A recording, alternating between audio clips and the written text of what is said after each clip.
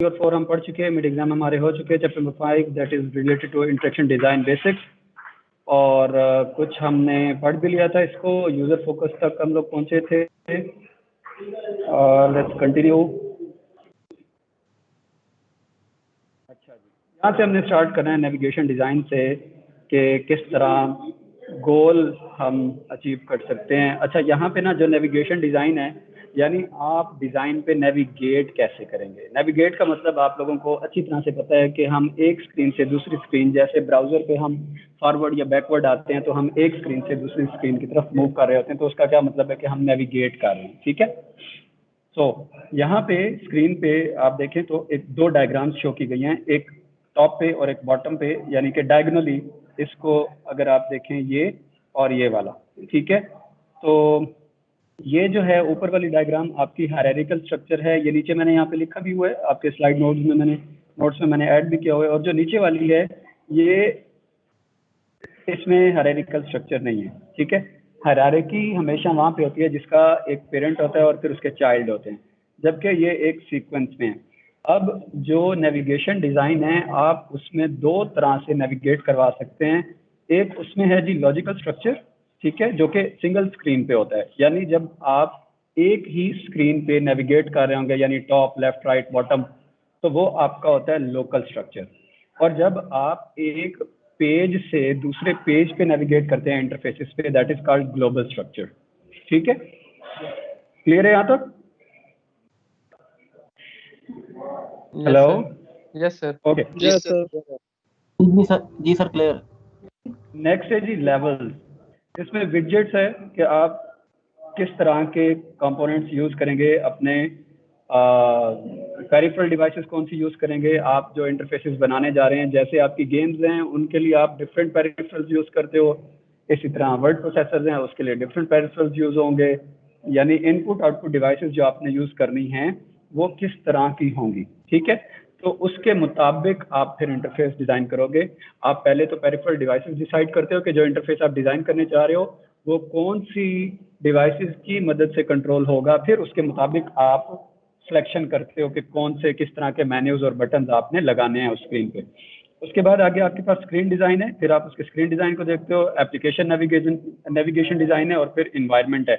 Environment यानी कि आपका जो ऑपरेटिंग सिस्टम होगा, कि आप विंडोज़ पे बना रहे हैं या iOS पे बना रहे हैं। ठीक है, उसके बाद ये जो पॉइंट्स हमने लेवल्स जो देखे हैं, इन लेवल्स को हम फर्दर अगर डिटेल में पढ़ें तो यहाँ देखें एक एग्जांपल है कि विडजेट चॉइस के लिए आपने जो एलिमेंट देखने हैं वो टैग और इसी तरह फिर स्क्रीन डिज़ाइन है तो उसमें पेज डिज़ाइन आ जाएगा, नेविगेशन डिज़ाइन है तो उसमें साइट का स्ट्रक्चर आ जाएगा कि पहला पेज नंबर 1 कौन सा होगा, पेज नंबर 2 कौन सा होगा, पेज नंबर 3 कौन सा होगा। इसी तरह अगर आप उसके लिए इन्वायरमेंट की बात करते हैं तो इन्वायरमेंट आपका वेब ब्राउज़र या एक्सटर्नल लिंक्स है। ठीक है, उसके बाद जी आगे अगर आप फिजिकल डिवाइसेस की बात करें, सेम, यानी ये जो हमने 4 लेवल देखे हैं, ये लेवल्स हमने with respect to interfaces, with respect to devices, with respect to physical devices, web के हवाले से और स्ट्रक्चर के हवाले से, इन चारों चीज़ों को बारी बारी देखना है। ठीक है, यानी जब हम वेब के हवाले से विडजेट को देखेंगे तो एलिमेंट्स आ जाते हैं उसमें टैग। ठीक है, इसी तरह स्क्रीन डिज़ाइन क्या होगा, पेज का डिज़ाइन, नेविगेशन क्या होगी, साइट का स्ट्रक्चर। लेकिन अगर हम फिजिकल डिवाइसेस के हवाले से इन चारों पैरामीटर्स को देखें तो फिजिकल डिवाइसेस के हवाले से विडजेट चॉइस हमारी क्या होगी, कंट्रोल्स होंगे कि बटन, नॉब्स, नेल, यानी आपने कोई पुश बटन यूज़ करना है या आप कोई स्लाइड बटन यूज़ करेंगे या आप on end off button, different types हैं बटन की, कौन सा आप यूज़ करेंगे। इसी तरह अगर आप फिजिकल डिवाइसेस को मद्देनज़र रखते हुए स्क्रीन डिज़ाइन की बात करें तो स्क्रीन का फिजिकल लेआउट क्या होगा। इसी तरह अगर आप फिजिकल डिवाइसेस को मद्देनज़र रखते हुए नेविगेशन डिज़ाइन को डिसाइड करते हैं तो उसमें मोड्स ऑफ डिवाइस। ठीक है, इसी तरह अगर आप फिजिकल डिवाइस को मद्देनजर रखते हुए एनवायरनमेंट की बात करें तो वो रियल वर्ल्ड। ठीक है, क्योंकि जो फिजिकल डिवाइस हम यूज़ कर रहे होंगे ऑब्वियसली वो रियल वर्ल्ड इन्वायरमेंट में यूज़ हो रही होती है। उसके बाद जी think about the structure within a screen, इसको हम आगे डिस्कस करेंगे, फर्दर हमारी स्लाइड्स में इसकी डिटेल आएगी। आगे है जी लोकल, जिस पे हम बात कर चुके हैं कि विद इन वन स्क्रीन, यानी एक स्क्रीन जो हमारे सामने फ्रंट पे मौजूद होती है, अगर हम उसी के स्ट्रक्चर की बात करेंगे तो वो लोकल होगा। ग्लोबल क्या होगा कि हम जब साइट के मल्टीपल पेजेस या किसी भी सॉफ्टवेयर की मल्टीपल स्क्रीन से एक स्क्रीन से दूसरी स्क्रीन पे मूव करते हैं तो उसे हम ग्लोबल स्ट्रक्चर कहते हैं। ठीक है, उसके बाद फर्दर इसकी वाइडर डिटेल भी है जिसमें कि रिलेशनशिप होता है कि एक एप्लीकेशन दूसरी के साथ किस तरह से कम्युनिकेट करेगी। लोकल को अगर हम डिटेल में स्टडी करें, यानी one screen from one screen looking out, के एक ही स्क्रीन को जब आप एक ही स्क्रीन के स्ट्रक्चर की नेविगेशन की बात करेंगे तो वो लोकल होता है। In local structure much of the interaction involves goal seeking behaviour. Users have some idea what they are after, what they want. Users को कुछ ना कुछ आइडिया होता है कि हमें क्या चाहिए, तो उसके मुताबिक यूजर जो है वो गोल सीकिंग, जो हमने बात की कि ये लोकल स्ट्रक्चर जब हम डिफाइन करते हैं तो वो ज़्यादा जो है गोल सीकिंग इन्वॉल्व करता है, गोल सीकिंग इन्वायरमेंट, यानी गोल हमें पता है कि अचीविंग विद कॉन्स्ट्रेंट्स। ठीक है, लास्ट टाइम हमारी इस पे बात हुई थी कि कॉन्स्ट्रेंट के साथ जब हम अचीवमेंट करेंगे तो वो गोल कहलाता है। ठीक है, तो ये एक उसने स्ट्रेटेजी एग्जांपल दी हुई है कि अगर ये आपके पास स्टार्ट पोजीशन है और ये आपका गोल है तो आप ये किस तरह अचीव करते हैं, मतलब लोकल नॉलेज के साथ स्टार्ट लेंगे, स्टेप वाइज आगे चलते जाएंगे, फिर आगे मूव करेंगे और फिर आप जो है गोल तक किसी न किसी तरीके से, यानी किसी न किसी रास्ते से गुजरते हुए आप गोल अचीव कर लेते हैं। लेकिन फ़र्क क्या है? फ़र्क ये है, अब जिस तरह ये पाथ स्टार्ट से गोल तक का दिया हुआ है, ये एफिशिएंट तब होगा जब ये लैग ना करे, यानी आपको ज़्यादा टाइम ना लगे गोल अचीव करने में। ठीक है, तो उसके लिए हमें क्या करना चाहिए कि ये जो दरमियान में बिट्स आ रही हैं, यानी कि जो डिलेज आ रहे हैं, ये हमें ख़त्म करने हैं। इधर उधर भटकने की बजाय हमें straight to the goal achieve करने के लिए कोशिश करनी है। अब इसके लिए 4 गोल्डन रूल्स हैं कि आप किस तरह से अचीव कर सकते हैं। ये आपको पता होना चाहिए कि आप कहाँ हैं, यानी जब आप कोई भी इंटरफेस डिज़ाइन करने जा रहे हैं तो आपको पहले ये पता हो कि आप कहाँ हैं। उसके बाद know what you can do, आपको ये पता हो कि आप क्या कर सकते हैं। Knowing where you are going, और आपको डायरेक्शन भी मिली हुई है, आपको पता हो कि आपने क्या करना है। फिर knowing where you have been, और ये भी पता हो कि आप कहाँ से आ रहे हैं, यानी जब आप फर्दर मूव करेंगे तो प्रीवियस जो स्टेप्स आपने लिए हुए हैं वो भी आपको पता हो।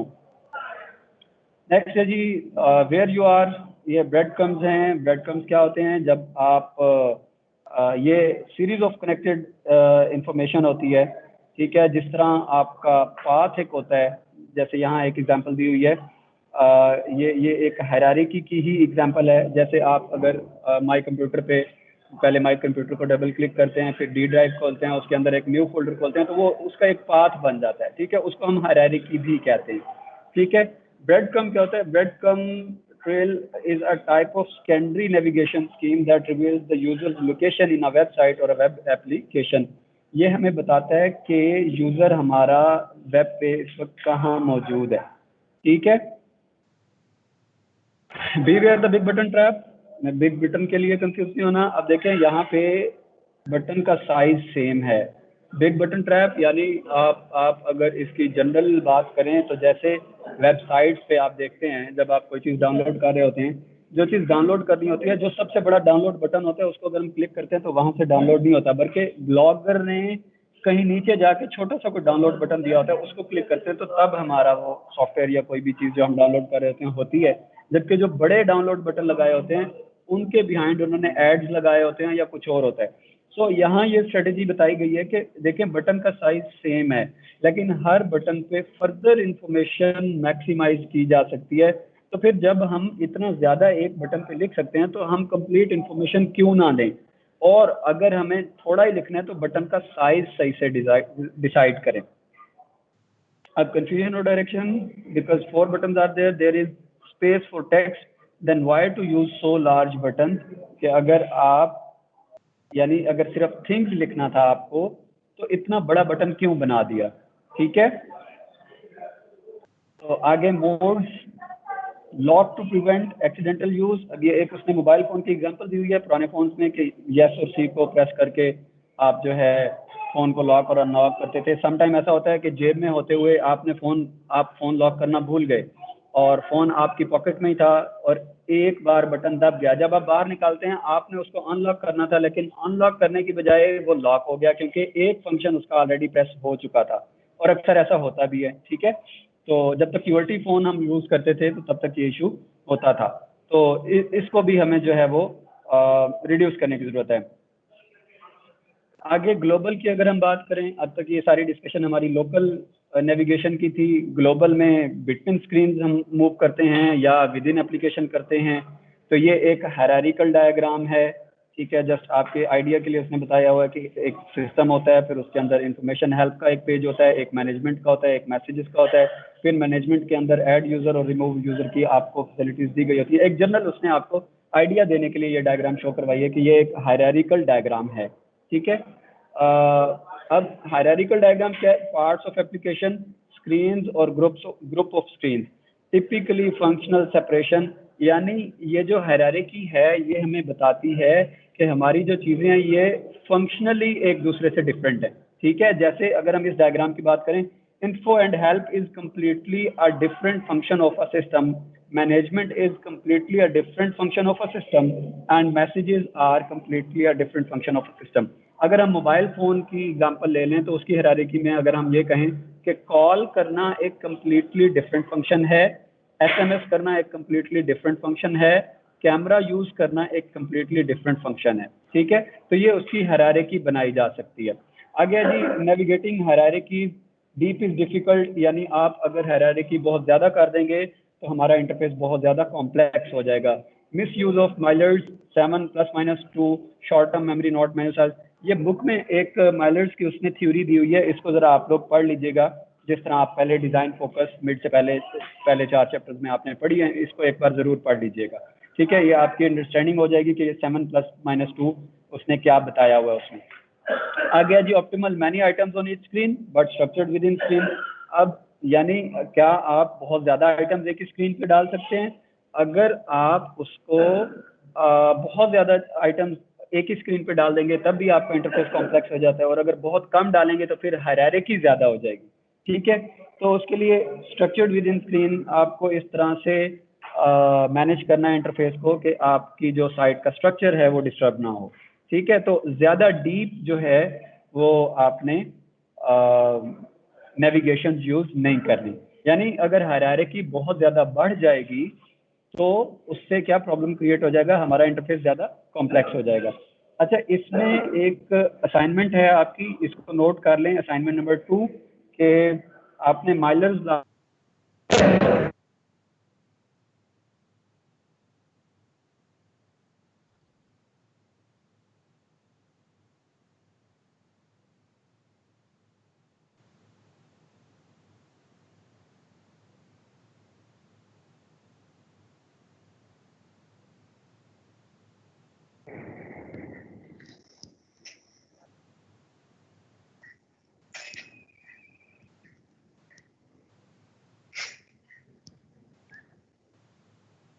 ओके, अब जो पहले डायग्राम थी वो नेटवर्क डायग्राम थी, ये हमारी वो हायरार्किकल डायग्राम थी, और ये हमारी नेटवर्क डायग्राम है।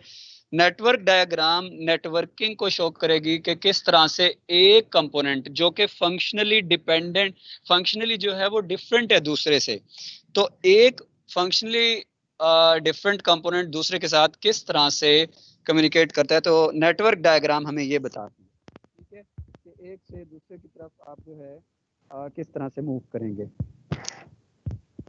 नेटवर्क डायग्राम कंटिन्यू है, व्हाट लीड्स टू व्हाट, के कहाँ से कहाँ आप जाएंगे जब नेविगेट कर रहे हैं, कौन सी स्क्रीन से किस स्क्रीन पे जाएंगे, व्हाट हैपन्स व्हेन, कब क्या होगा, और फिर इंक्लूडिंग ब्रांचेस, जो उसकी फर्दर ब्रांचेस होंगी उनको कनेक्ट करवाएंगे। More task oriented then hierarchy, और जो नेटवर्क डायग्राम्स हैं ये ज़्यादा टास्क ओरिएंटेड होती हैं as compare to the hierarchy. जो हायरार्की है वो आपको सिर्फ अलाउ करती है कि आप एक पेज से दूसरे पेज पे जब नेविगेट कर रहे हो, और जो नेटवर्क डायग्राम है ये ज़्यादा ये एक्सप्लेन करती है कि काम क्या परफॉर्म किया जा रहा है। ठीक है, वाइडर स्टिल बिटवीन एप्लीकेशन, यानी कि अगर आपकी एक एप्लीकेशन दूसरे के साथ कनेक्ट होकर काम करती है तो वो एप्लीकेशन आपकी दूसरे के साथ किस तरह से कनेक्ट होगी। जैसे आप डेटाबेस कनेक्शंस करवाते हैं कि एक वेबसाइट को डेटाबेस के साथ कनेक्ट करवाते हैं, क्यूरीज प्लेस करते हैं, तो उस एप्लीकेशन का एक इंटरफेस का दूसरे इंटरफेस के साथ, या आपकी एक एप्लीकेशन का एक सॉफ्टवेयर का दूसरे सॉफ्टवेयर के साथ किस तरह से कनेक्शन क्रिएट होगा।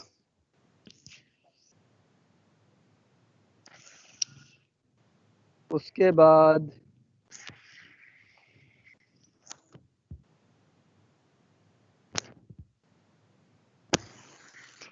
वाइडर स्टिल स्टाइल इश्यूज कि जो अब अगर आप इसकी मज़ीद डिटेल में जाते हैं तो स्टाइल्स का इशू आ जाता है, जिसमें प्लेटफॉर्म स्टैंडर्ड्स हैं कि जो प्लेटफॉर्म आप यूज़ कर रहे होंगे उसके स्टैंडर्ड के मुताबिक आपको डिज़ाइन करना पड़ेगा। और फिर कंसिस्टेंसी है, इससे आप लोग वाकिफ़ हैं। फिर फंक्शनल इश्यूज आ जाते हैं, यानी आप जब कट और पेस्ट कर रहे होते हैं, कट का फंक्शन और तरह का है, पेस्ट का फंक्शन और तरह का है, थोड़ा डिफरेंट है। कट में क्या होता है कि जहाँ जो सोर्स होता है, जिस जगह से आपने किस चीज़ को कट किया है वहाँ वो नहीं रहती, और जो पेस्ट है वो आपका उस चीज़ को वहाँ लाने के लिए। तो जो आप डिज़ाइन बना रहे हैं या जो भी सॉफ्टवेयर बना रहे हैं, वो फंक्शनल इश्यूज जो हैं वो हर चीज़ के डिफरेंट हैं। नेविगेशन इश्यूज हैं, एम्बेडेड एप्लीकेशंस में नेविगेशन इश्यूज और तरह के होते हैं, और बाकी जो आपकी डेस्कटॉप एप्लीकेशंस हैं उसमें नेविगेशन और तरह की होगी। ऑनलाइन एप्लीकेशन में आपकी नेविगेशन जो है वो और तरह की होती है। तो ये नेविगेशन इश्यूज जो हैं ये भी डिफरेंट हो सकते हैं। उसके बाद जी स्क्रीन डिज़ाइन एंड लेआउट है मेजर टॉपिक हमारा। उसमें बेसिक प्रिंसिपल्स को हम डिस्कस करेंगे, ग्रुपिंग को देखेंगे, स्ट्रक्चर को देखेंगे, ऑर्डर अलाइनमेंट को देखेंगे, और वाइट स्पेस किस तरह से उनमें यूज़ करनी है इसको देखेंगे। सो बेसिक प्रिंसिपल्स में क्या है कि ask what is the user doing. User से आपने पूछना है कि वो क्या कर रहा है। थिंक, यानी जब आप एनालिसिस कर रहे हैं या रिक्वायरमेंट्स गैदर कर रहे हैं, अगर आप ऑब्जर्वेशन की मदद से कर रहे हैं या जैसे भी आप यूज़र से इंटरेक्ट कर रहे हैं, उससे आपने पूछना है कि यूज़र क्या कर रहा है। Think, what, information, comparison, order. इसी तरह डिज़ाइन है, फॉर्म, फ्लोज, फंक्शंस के एक डिज़ाइन जो है इसमें फॉर्म फॉलोज फंक्शन के आपने जिस तरह फॉर्म्स बनाए हुए हैं क्या वो फंक्शंस को फॉलो कर रहा है या नहीं कर रहा।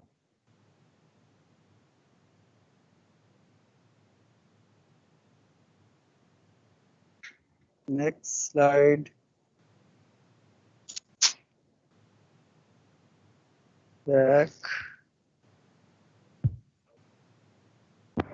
ओके जी, अब उसके लिए जो टूल्स हैं, ये लास्ट टाइम भी मैंने बच्चों को शॉर्ट क्वेश्चन दिया था कि स्क्रीन डिज़ाइन में आप कौन से टूल्स यूज़ कर रहे हैं, तो बच्चे कंफ्यूज हो जाते हैं कि पता नहीं कौन से टूल्स के नाम है। कुछ ने विजुअल स्टूडियो लिख दिया, कुछ ने कोई प्रोग्रामिंग लैंग्वेजेस लिख दी। तो एक्चुअली ये टूल्स हैं, जो ये लिस्ट आपको दी गई है, ये टूल्स हैं स्क्रीन को डिज़ाइन करने के लिए। उसमें सबसे पहले आपके पास है ग्रुपिंग ऑफ आइटम्स, के आइटम्स को आप जो ग्रुप करते हैं, ये भी एक टूल है। ऑर्डर ऑफ आइटम्स को किस तरह से आप ऑर्डर करेंगे जो इंटरफेस में मौजूद होती हैं। फिर उनकी डेकोरेशन, फॉन्ट, बॉक्सेस, ईटीसी, और फिर अलाइनमेंट ऑफ आइटम, और फिर वाइट स्पेस उन आइटम्स में किस तरह से देनी है। कुछ टूल्स हैं जो स्क्रीन को सही से डिज़ाइन करने में आप grouping and structure, logically together, physically together, यानी जब आप डिज़ाइन बना रहे हैं कोई भी इंटरफेस का, अगर ये लॉजिकली टुगेदर हैं, यानी लॉजिकली अगर ये रिलेटेड हैं, तो उन्हें फिजिकली भी आपने इकट्ठे रख देना है। जिस तरह हमने मिनट से पहले एक माइक्रोवेव ओवन का कंट्रोल पैनल देखा था। अगर यानी रेसिपी ही कंप्लीटली चेंज हो रही है, तो हमें उसको लिस्ट ऑफ रेसिपीज में बटन को रख देना चाहिए। और अगर वो सिर्फ टेम्परेचर कंट्रोल कर रहा है या टाइमर है, तो ये दोनों चीज़ें रिलेटेड हैं, इन दोनों को एक अलहदा कॉलम में लगा देना चाहिए। ठीक है। सो जिस तरह इस स्क्रीन में आपको जो दिखाया गया कि बिलिंग डिटेल्स में name, address, credit card number, ये जो है डिलीवरी का, और जो बिलिंग डिटेल है जिसका मतलब कि जिसको डिलीवर करना है, यानी जो ये बिलिंग डिटेल्स लिखा हुआ है और डिलीवरी डिटेल्स लिखा हुआ है, बिलिंग डिटेल्स के कौन पे कर रहा है, उसी से ही फिर उसी के साथ जो है, यानी इसमें जो कस्टमर है वो कोई ऑर्डर प्लेस कर रहा है सपोज, तो बिलिंग डिटेल्स में नेम, एड्रेस और क्रेडिट कार्ड नंबर है जिसके एड्रेस पे वो भेजा जाएगा, ये एक कस्टमर का हो सकता है या किसी भी क्लाइंट का हो सकता है। और फिर डिलीवरी डिटेल्स भी जो है उसमें भी नेम, एड्रेस और डिलीवरी टाइम है, ये दोनों रिलेटेड हैं। तो इसलिए इन दोनों को एक ही जगह या एक ही कॉलम में फिट कर दिया है स्क्रीन में।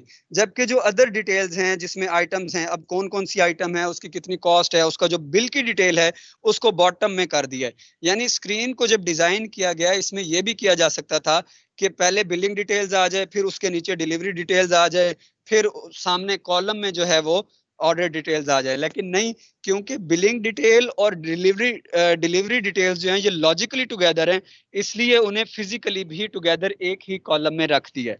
ठीक है, तो फिर उसके बाद जो ऑर्डर डिटेल है उसको बॉटम में रख दिया गया। इस तरह हम लॉजिकली कनेक्टेड चीजों को फिजिकली भी इकट्ठा रख के डिजाइन करते हैं। Order of groups and items, think what is natural order. कि जब आप आइटम्स को ग्रुप करने लगते हैं, ऑर्डर करने लगते हैं, तो पहले आपने नेचुरली सोचना है कि किस तरह उनकी क्या अरेंजमेंट हो सकती है। शुड मैच स्क्रीन ऑर्डर, इसी तरह फिर स्क्रीन ऑर्डर भी उनका मैच करना चाहिए। जिस तरह आप मेंटली सोचेंगे कि आपके थॉट्स में आएगा कि ये इस तरह से अरेंज हो सकती हैं, उसी तरह आप उसे स्क्रीन पे अरेंज कर दें और फिर उनका ऑर्डर उसके मुताबिक मैच करना चाहिए। इसके लिए आप बॉक्सेस यूज़ कर सकते हैं, स्पेस यूज़ कर सकते हैं और टैब ऑर्डर भी उसका सेट कर सकते हैं। इंस्ट्रक्शंस क्या हैं? Beware the cake recipe syndrome, mix milk, यानी कि आपका जो है ये उसने एक एग्जांपल दी हुई है कि एक बंदा केक बनाता है, दूसरा भी केक बनाता है, तो दोनों के जो है वो बनाने में फ़र्क है।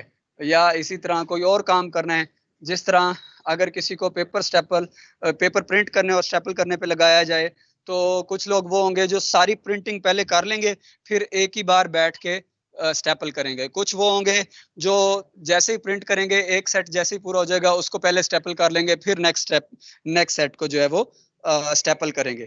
तो इस तरह उसने ये एक केक रेसिपी सिंड्रोम की एग्जांपल दी हुई है। आगे जी इसकी डेकोरेशन के जो इंटरफेस आप डिजाइन कर रहे होंगे उसकी decoration, use boxes to group logical items. के अभी जो हमने देखा डिलीवरी डिटेल्स वगैरह, इस तरह आप लॉजिकली जो चीज़ें कनेक्टेड हैं उनको बॉक्स में अगर डाल देंगे तो वो ज़्यादा हाईलाइट हो जाता है। Use boxes to group logical items, use fonts for emphasis, यानी फॉन्ट जैसे ही आप चेंज करते हैं तो फॉन्ट का स्टाइल और फॉन्ट का साइज जो है वो किसी चीज़ पर ज़्यादा जोर देने के लिए इस्तेमाल किया जा सकता है। जैसे अगर हम बोल्ड कर देते हैं तो इसका मतलब ये इंपॉर्टेंट इन्फॉर्मेशन होती है, और अगर हम इटैलिक कर देते हैं तो इसका मतलब कोई स्पेशल इन्फॉर्मेशन है। सो इस तरह डिफरेंट टाइप्स की हेडिंग्स और फॉन्ट्स हम यूज़ करके किसी चीज़ को हाईलाइट करने के लिए इस्तेमाल कर सकते हैं। लेकिन अगर हम बहुत ज़्यादा एक सपोज एक पैराग्राफ है उसमें बहुत ज़्यादा हम बोल्ड यूज़ कर लेंगे, यानी अगर उसकी 4 लाइनें और 4 लाइनों में से एवरेज 2 लाइन्स हमने बोल्ड कर दिए, तो वो अपनी जो उसकी इंपॉर्टेंस है बोल्ड होने की वो खो देगा। ठीक है, तो इतना ज़्यादा भी हम उन्हें हाईलाइट और बोल्ड नहीं कर सकते। तो एक मिनट जी सर। अच्छा सॉरी सर, ओके ओके, अच्छा जी। नेक्स्ट जी टेक्स्ट की अलाइनमेंट है इंटरफेसेस पे कि हम टेक्स्ट को किस तरह से अलाइन करेंगे। You read from left to right. Obviously एक इंग्लिश का स्टैंडर्ड है कि हम लेफ्ट टू राइट रीड करते हैं उसको। यूरोपियन में अगर हम उर्दू की बात करें तो हम राइट टू लेफ्ट टेक्स्ट को रीड करते हैं। सो जिस तरह का इंटरफेस हम डिज़ाइन कर रहे होंगे उसके मुताबिक हमें टेक्स्ट को अलाइन करना होता है। इधर इसने एक जैसे एक एग्जांपल दी हुई है, ठीक है। आप लोग इससे अच्छी तरह से वाकिफ हैं कि एमएस वर्ड में आप लेफ्ट लाइन, राइट लाइन और सेंटर जस्टिफाई जो है वो यूज करते हैं। अब इसमें अगेन टेक्स्ट अलाइनमेंट, और उसमें उसने एक एग्जांपल दी हुई है कि फर्स्ट नेम और सेकंड नेम, ये आपकी बुक के ऑथर्स हैं। एलन डिक्स जो है वो आपकी इसी ह्यूमन कंप्यूटर इंटरेक्शन बुक का ऑथर है। इसकी उसने एग्जांपल दी हुई है कि फर्स्ट नेम और सेकंड नेम को आप किस तरह से अलाइन करके लिख सकते हैं। तो ये जो क्रॉस लगा हुआ है इस पे अगर आप देखें लेफ्ट साइड पे जो क्रॉस लगा हुआ है तो ये एक बैड अलाइनमेंट है। इसी तरह जो बाकी ग्रीन टिक दोनों लगे हुए हैं, ये दो अलाइनमेंट्स जो हैं वो एक्सेप्टेबल हैं।